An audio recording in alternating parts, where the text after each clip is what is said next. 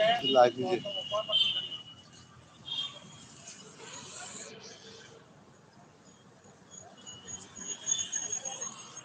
क्या होली तो हुआ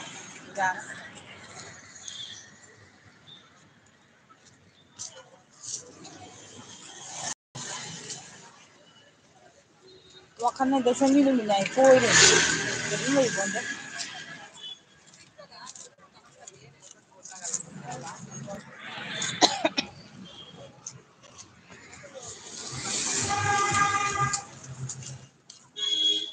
दुर्गा पेंडे अंग बोय लइके अखोना हां तो कुमनदना तौनिको तबोई मयांग कांगु लई बहुंगदि तौइदा नाना कोइ तरो गानि वे उरि दोइदा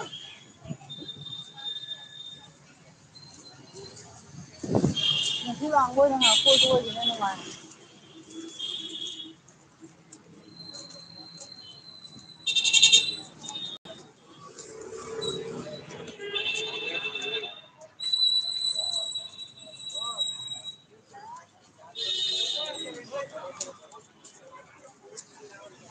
भलो सफर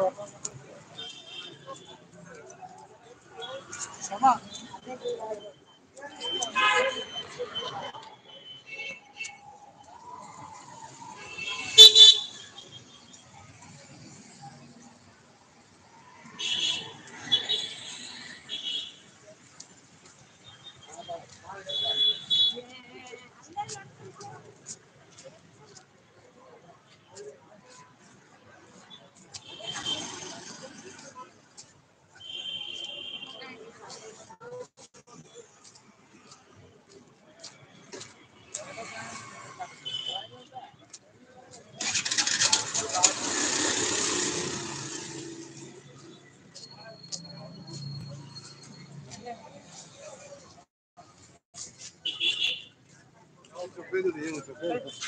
ma to wen ngandani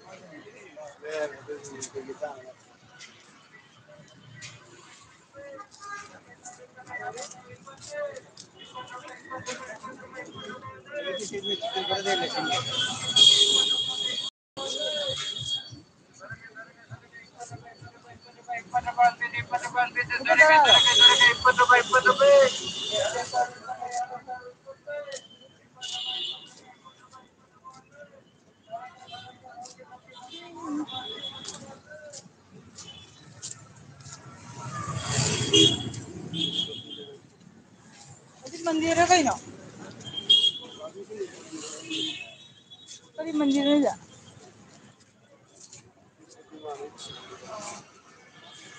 ये ना देख ना यार तो बाला हो गया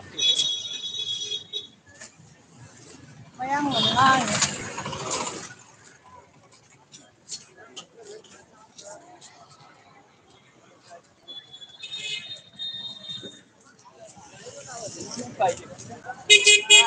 शाम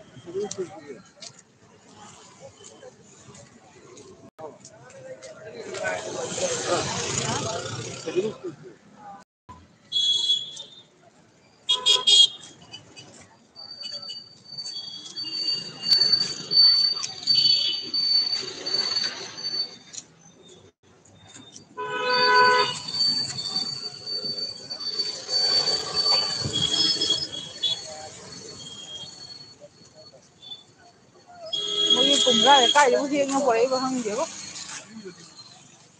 ना दूसरे riêng là phải अभी भी मुझे थोड़ा ज़्यादा आलस ना हो तो पूजा आएगी तो पूरा लोग नाम काम करने की पूजा फिर दुनिया सही से सीधी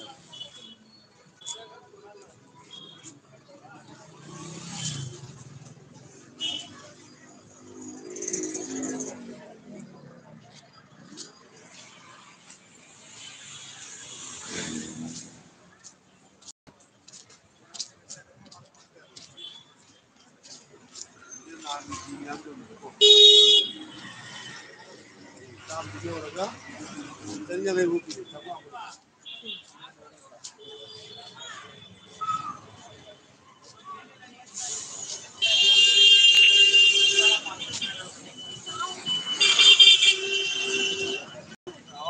हाँ तुम चाहे केक चाहे ये चला जाए मोई शू मत काहे हम भाई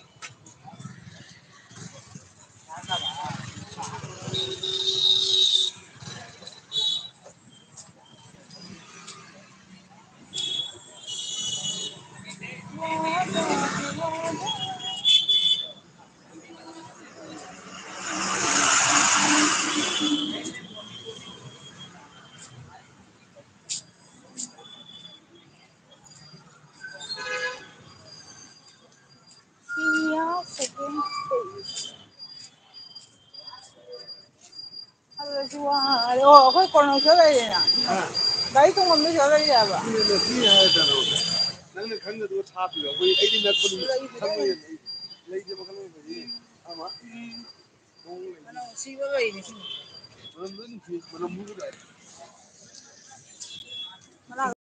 mana dia yang putih kan kering loh ini tidak sangat kering tahu ini kunta ave goi puggadre ari tara ko mi amni da sai mi ne ngasi mo bang do o ri do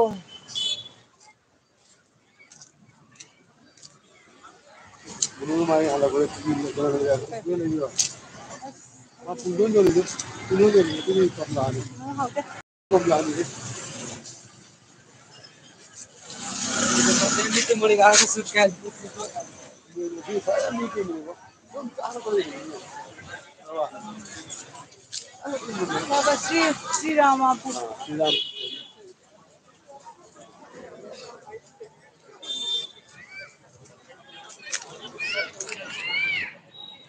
Agam ai thara sieng de mobile sieng na me me ba ai ke kadang sieng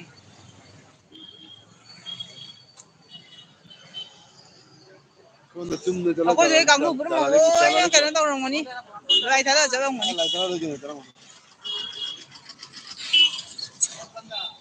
Siati vai thada boga veitre. Vai gi ke no mo yote imadu ga gi pende ba mo.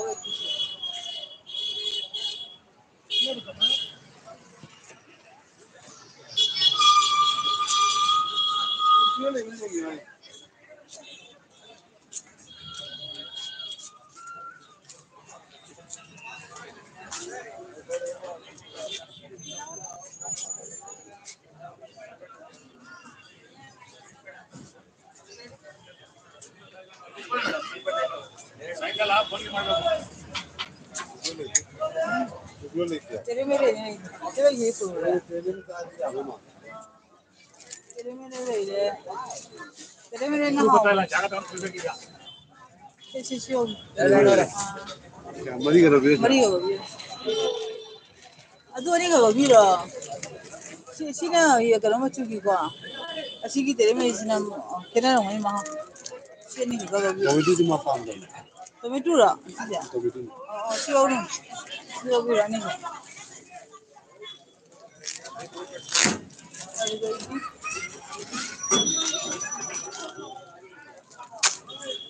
देखिए करना जानी के भी noodles की अच्छा मुरो में होगी हां mangan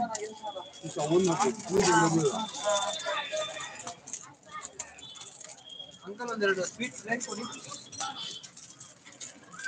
मुझे रे खजा जा होता उधर जोन दे दुकान दुकान में था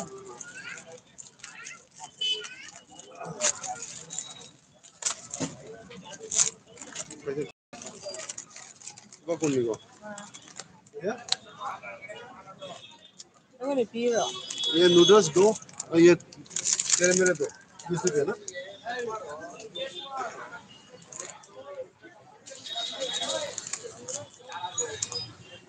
मुझे ये करना है हां साको मुझे क्यों भी जब जब पियो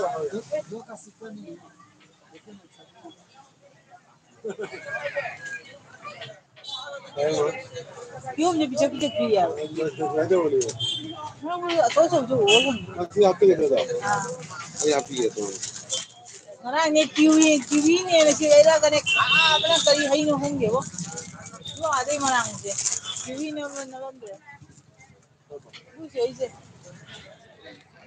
हां बना फक पनंग तब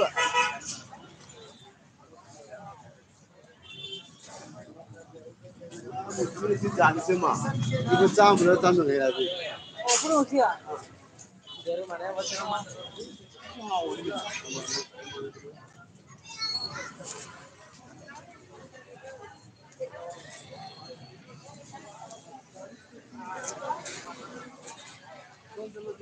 जालाली क्रॉस सिले राजगोपाल नगर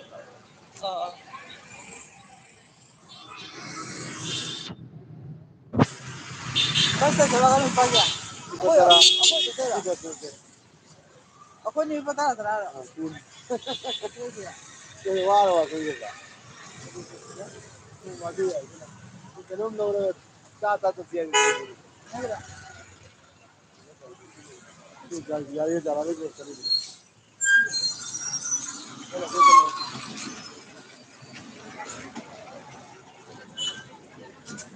ये पूजा नहीं के ये मतलब आइटम का नहीं था चली गई वो ले गए को लाइक नहीं था चली गई को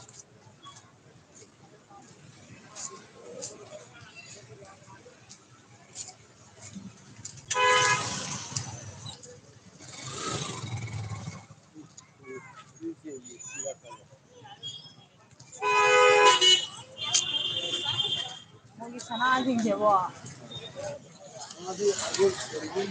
हाँ मुझे सना दिखे वो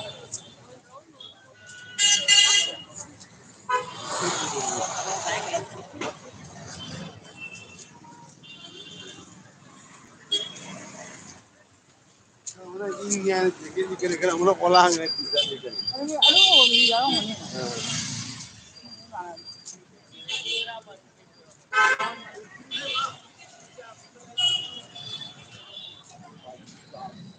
अरे जो नूर फंगा दे चंपी खड़ी होने वाली है अब तो मेरे जम कहाँ मिला दे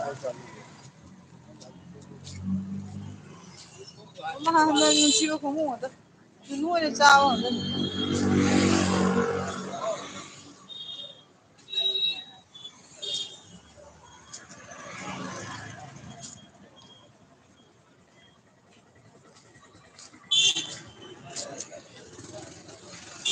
हाँ कहीं चलेंगे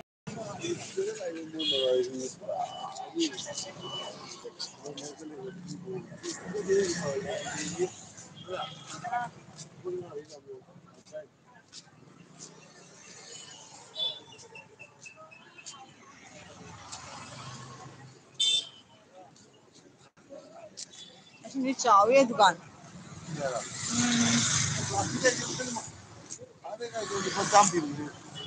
जहाँ आइटम लोग उधर पचाम चापी अच्छा ठीक है नहीं आइटम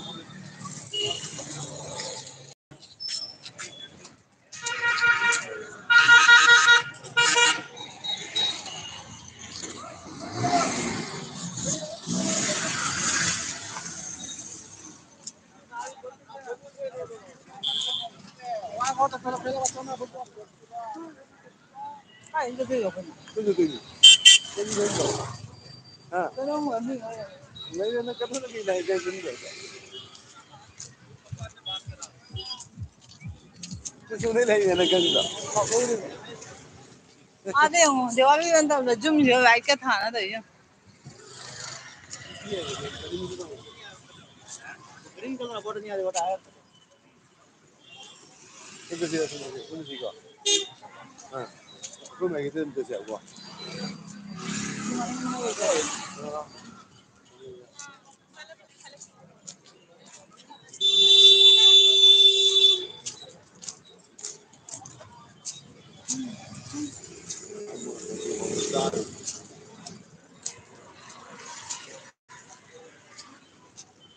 ठीक है मैं दवा की चीज़ पान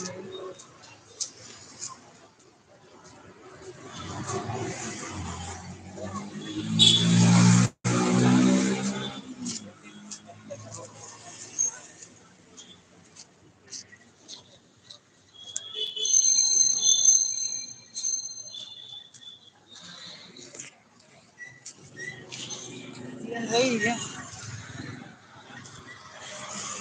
ये इनके उर्र वही मिसल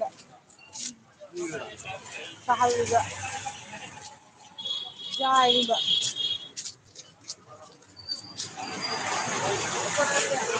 ये हुआ है ये कोई ऐसा नहीं बट ऐसा नहीं हो जाएगा चल ऐसा नहीं है चल कराम होगा करो हाँ मैं पानी किलो ना तो ना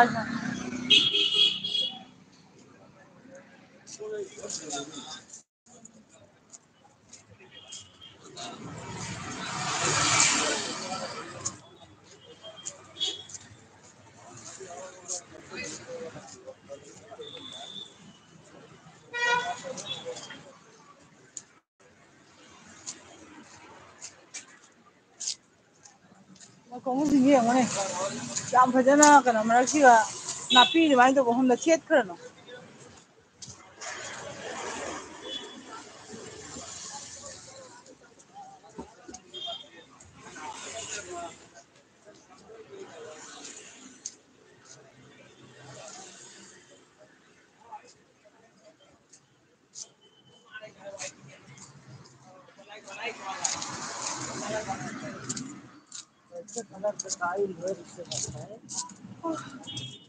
ngасайꯗꯤ ꯑꯩꯈꯣꯏ ꯂꯩꯗꯣ ꯑꯃꯨꯛ ꯂꯥꯛꯇꯦ ꯅꯠꯇ꯭ꯔꯥ ꯑꯃꯨꯛ ꯂꯥꯛꯇ꯭ꯔꯦꯕ ꯑꯗꯨ ꯇꯥꯔꯗꯤ ꯈꯣꯡ ꯂꯥꯛꯄꯩꯗꯣ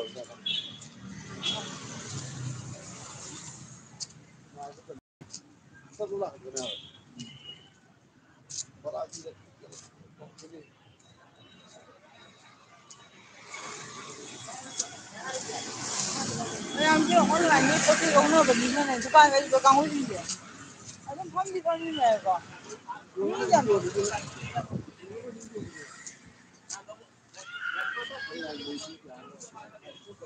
ꯌꯥꯝ ꯐꯖ ꯐꯖꯕ ꯁꯥꯔꯤ ꯂꯩꯔꯝꯃꯤꯌꯦ ꯁꯤꯗꯅ ꯑꯇꯥꯡ ꯑꯇꯥꯡꯕ ꯁꯥꯔꯤ ꯑꯣꯏ ꯃꯥꯜꯂꯦ ꯐꯦꯟꯁꯤ ꯁꯥꯔꯤ ꯑꯣꯏ ꯃꯥꯜꯂꯦ ꯁꯤꯗ ꯌꯣꯜꯂꯤꯁꯤꯡꯁꯦ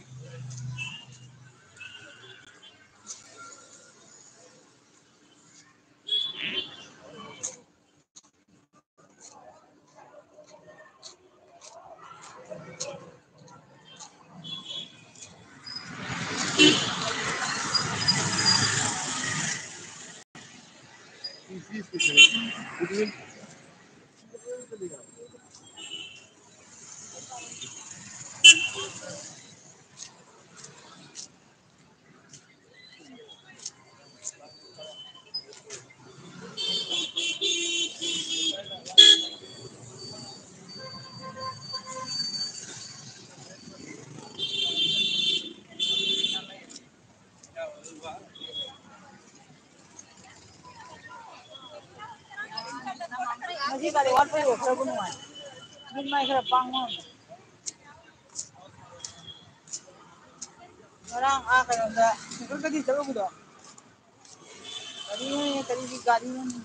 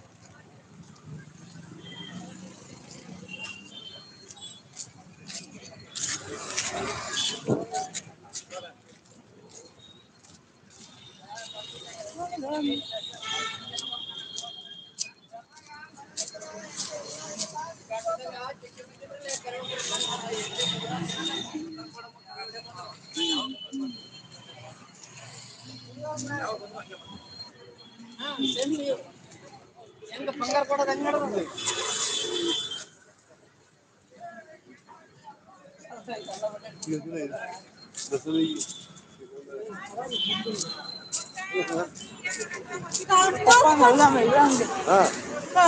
ꯄꯥꯟꯗꯕ ꯂꯩꯕ꯭ꯔꯥ ꯍꯪꯒꯦ ꯍꯥꯏꯕ ꯄꯥꯟꯗꯕ ꯌꯥꯝ ꯎꯏ ꯁꯤꯗ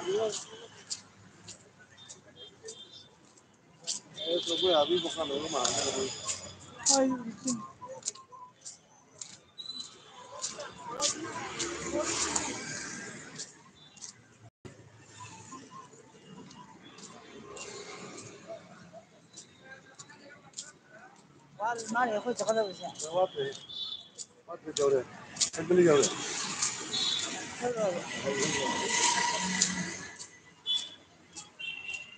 ꯉꯁꯥꯏ ꯃꯥꯔꯠꯇꯁꯨ ꯎꯗꯦ ꯁꯣꯔꯣꯛꯀꯥꯡꯗꯒꯤ ꯈꯤꯇꯪ ꯂꯥꯛꯄꯅꯤ ꯑꯩꯈꯣꯏ ꯌꯨꯝꯗꯒꯤ ꯁꯣꯔꯣꯛꯀꯥꯡ ꯀꯩꯅꯣ ꯁꯦ ꯃꯣꯕꯥꯏꯜ EMI exchange offer चलेगी मोबाइल अपन फोन दो ꯑꯍꯥꯟꯕ ꯂꯧꯗꯣꯏꯕ ꯑꯗꯨꯁꯨ ꯌꯥꯅꯕ꯭ꯔꯣ जाएगा अभी मुझे 50 सब चीज़ नहीं मना तो अगर मैं हाय है नो तो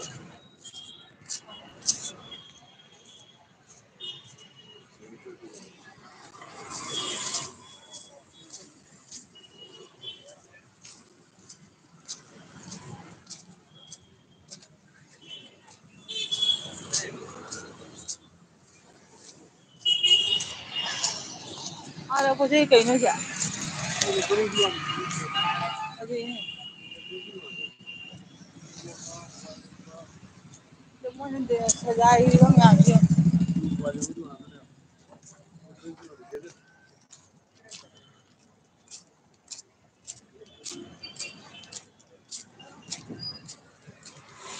ꯑꯉꯥꯡꯒꯤ ꯀꯩꯅꯣꯁꯤꯡ ꯅꯨꯡꯁꯤꯗ꯭ꯔꯦ ꯌꯦꯡꯉꯨꯅꯦ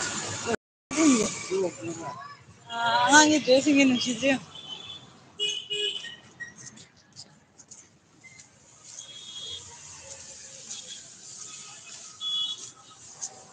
ꯌꯦꯡꯉꯨ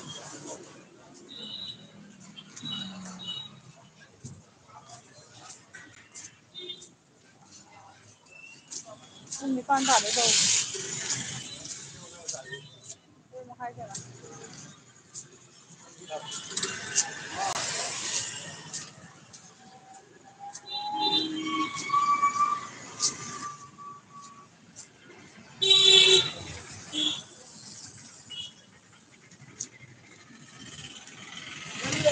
बस हम लोग लाती बने वो तो नहीं दिस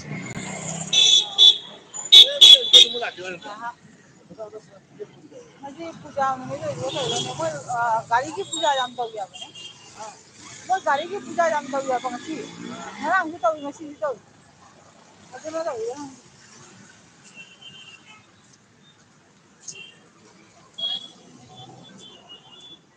ꯑꯗꯨꯅ ꯋꯥꯡ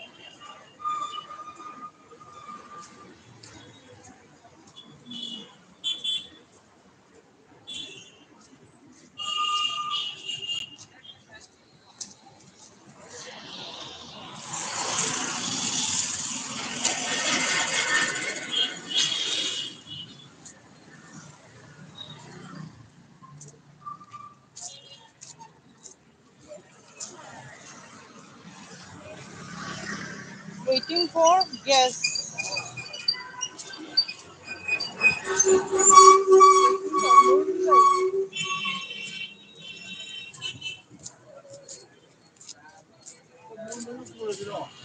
Ah, hay to ba? Pujara. Pujara.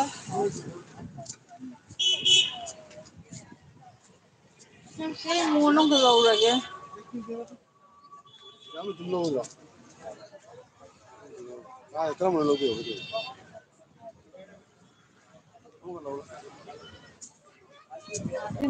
किधर होगा Picture same roja. सेम चीज Same ra. सेमी वो खिला के रखा है Dune लोग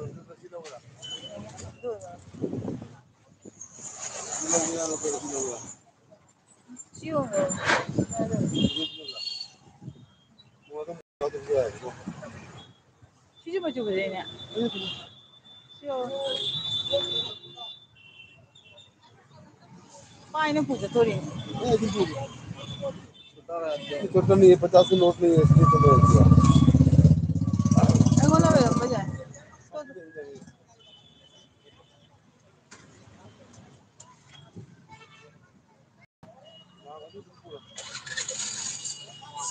Chăm cái đúng vậy cả. हाँ Chăm cái đúng vậy ba. हाँ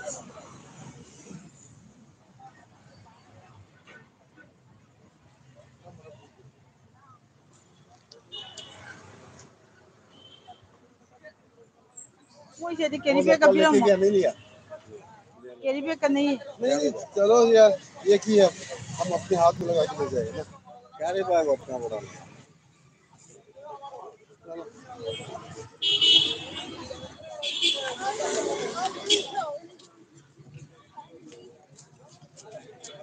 Diyan ni Jay ang muto. Diyan.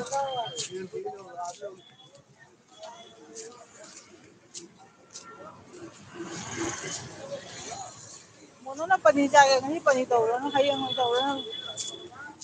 Amo katang daw. Ngari lo ngari. Ngari ngadan.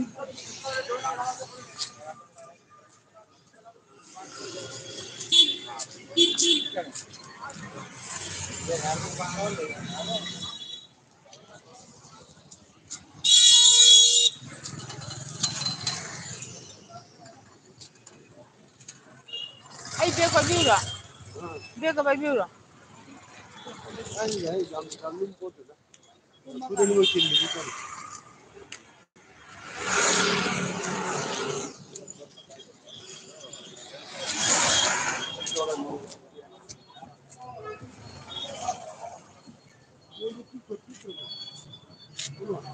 ini cipra Mapakaraga magalawa. Ay kalo bega biura. ini dia tu orang Ay gini. Kendaraan naman matanda ay gipit yang panay ako ko. Bega 5 boy na ne.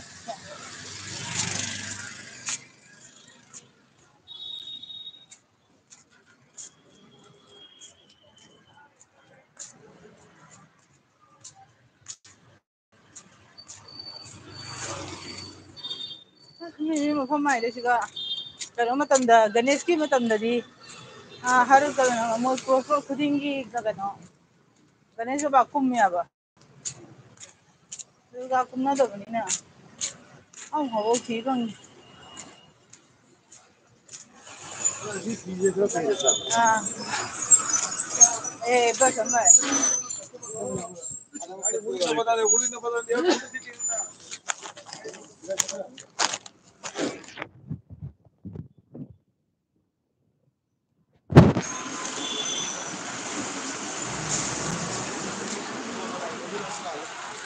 ma ibu gide ye kare so yo thi ja na ke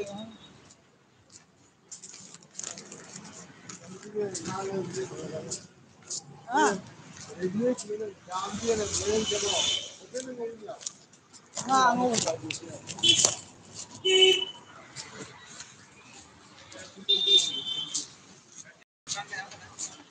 ma dai ban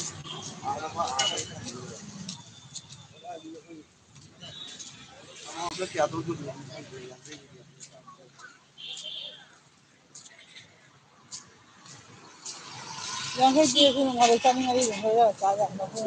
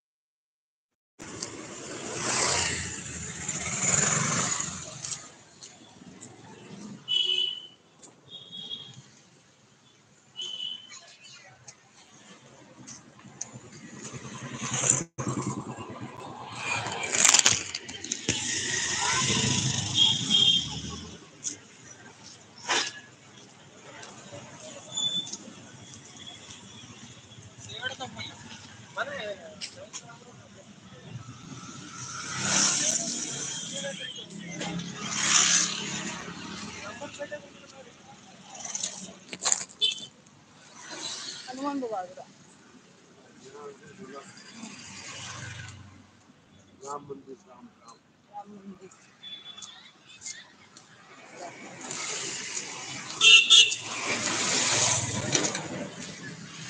Ini tak yang dia.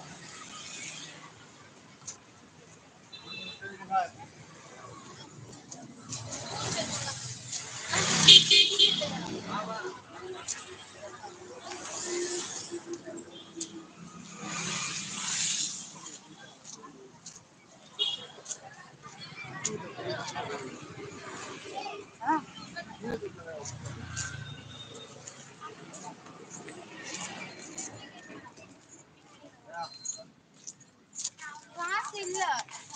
Merang Marwari mana? Kau betul ni apa? Marwari ya, Bihari ya. Kau kali pulang dulu.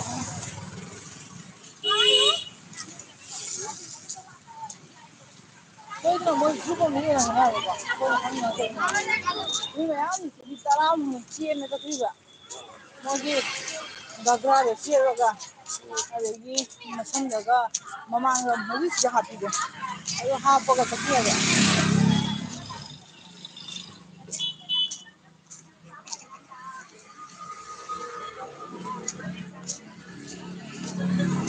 Bukan tak ada apa. Video ada.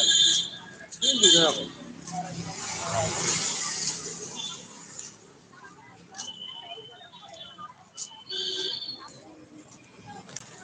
Oh, nak tahu. Bukan. Sisa lagi kan.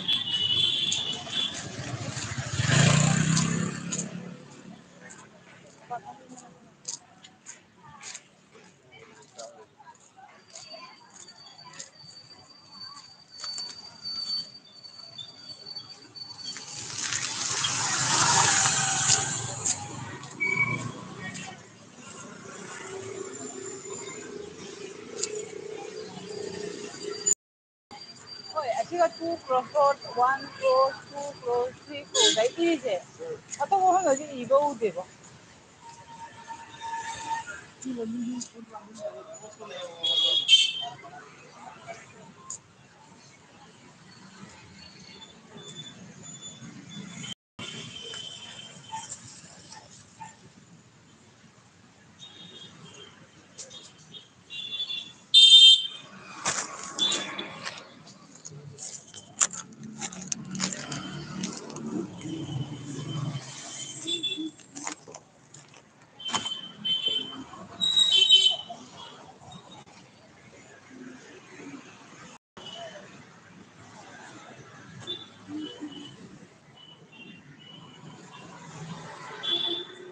Yang ini yang, kalau na, aja itu kan yang ini ba. Aja itu kan yang ini ba.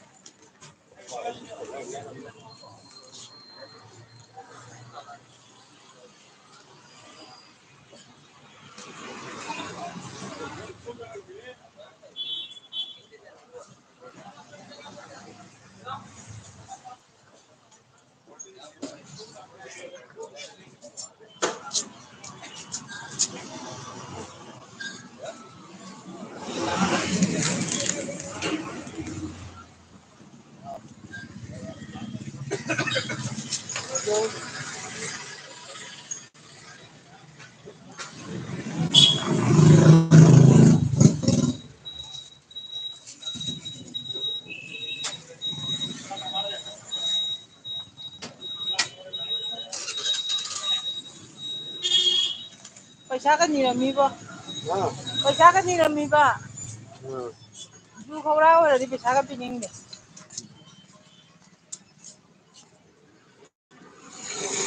Pagniya idaru ni ba mal.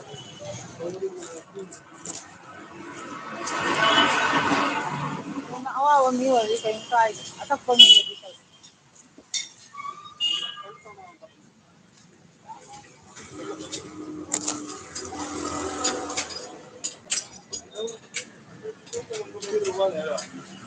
ꯆꯠꯂꯝꯗꯥꯅꯤ ꯈꯤꯇꯪ ꯑꯃꯈꯛꯇꯤ ꯂꯩꯍꯧꯔꯤ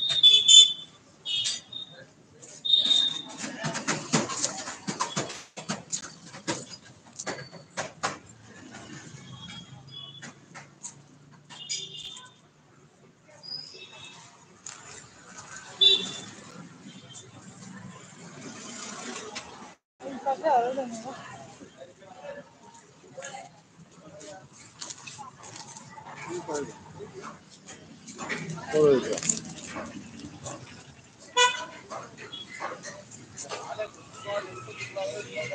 ꯁꯤ ꯌꯦꯟ ꯆꯥ ꯂꯣꯏꯔ